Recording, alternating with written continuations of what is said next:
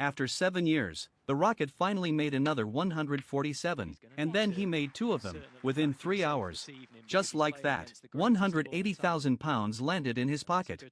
So yeah, as long as the money is right, there's number 147 that old man Ronnie can't make. And he's in amongst them. This was the first frame of the 2025 Saudi Masters semi-final. It was also the 16th maximum break of O'Sullivan's career. Since his last 147 in professional competition, 2,495 days had passed. And the reason Ronnie had refused to chase 147s for so many years was actually very simple. The prize money was too cheap. Ronnie O'Sullivan. Before 2010, when a 147 was still worth £147,000, O'Sullivan was basically a 147 machine. He made the fastest 147 in history, 5 minutes and 8 seconds. He also made the most valuable single 147 ever, worth £169,000. But after Barry Hearn became chairman, the bonus for a 147 got cut hard. The official reason was that, with technical progress, 147s had become too common. But a lot of fans believed something else. The change was really made to stop Ronnie from farming records and cashing checks. And honestly, that doesn't even sound like a conspiracy theory, because after the prize money got slashed, Ronnie's passion for 147s completely dropped off. He deliberately stopped short of 147 multiple times, sometimes even refusing to pop the last black. There was even that famous moment when he controlled the break and finished on 146. That was Ronnie making his point. If the money isn't good enough, you're not getting a 147.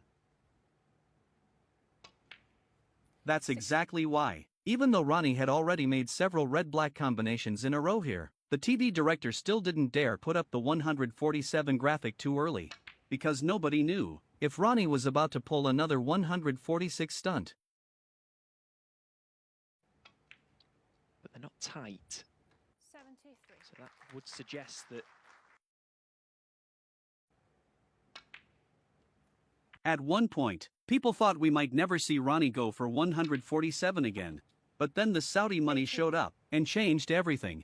The prize setup for this Saudi Masters looked like it was custom made for him. There was a £500,000 champions prize, a £50,000 highest break bonus, and even a special £147,000 bonus for 2 147s. Faced with numbers like that, the almost 50-year-old Rocket took off instantly. He cut through players from the 80s, 90s, and even the 2000s generation, all the way to the final against Robertson. Sadly, he lost 9-10 in the end, so he didn't break the record for the highest total earnings in a single event. It's a great line. What a line. And look at the pace. Absolutely perfect. Well, he couldn't have. Ronnie's speed in this frame was also way above his usual pace. Even though he was nearly 50 at the time, his cue ball control and positioning looked almost no different from when he was younger. This 147 took a little over 8 minutes. That's only about 2 minutes longer than Selby's famous 6-minute 13-second marathon think. And here's another crazy part. Right now, on the all-time top 10 list for fastest 147s, aside from Zhao Xintong and James Watana sharing 7th place at 7:07, the other 9 spots all belong to Ronnie O'Sullivan. Down in his chair, Wackelin looked totally helpless. Against this version of old man Ronnie, it doesn't matter who you are, you're just sitting there watching. 129. And guarding the drinks. Honestly, in a frame like this where the other guy barely gets to shoot. 134. Well, the starts go. They just can't get any better than this.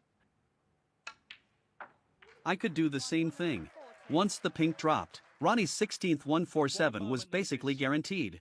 But what nobody expected was that just over an hour later, he would make his 17th 147 too. When the money is right, Ronnie is just unreal.